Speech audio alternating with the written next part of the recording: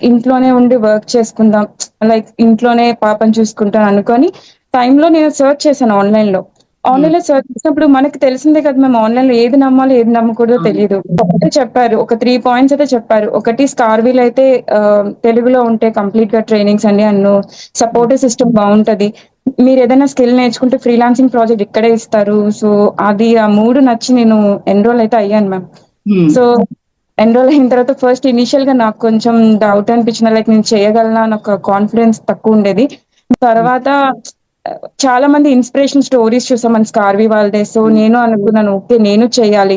నాది కూడా freelancing project ఆ పోస్టర్ పడాలి అని ఆ! చెప్పి అనుకున్నాను మ్యామ్. సో, దాని ప్రకారంగా నేను ఫ్రీలాన్సింగ్‌కి రిక్వైర్డ్ స్కిల్స్ ఏమున్నాయో నేర్చుకున్నాను. టైమ్ తీసుకున్నాను. బట్ నేర్చుకున్నాను. సో, హ్మ్. నేర్చుకొని ఇంప్లిమెంట్ చేశాను. మీరు నాకు ప్రాజెక్ట్ అసైన్ చేయడం, నాకు 'స్కార్వీ' నుంచి రావడం అది చాలా పెద్ద achievement ma'am. Thank you for that. And ఇంకోటేంటంటే ఫస్ట్ ఇనీషియల్‌గా హస్బెండ్ నాకంత సపోర్ట్ చేయలేదు మ్యామ్.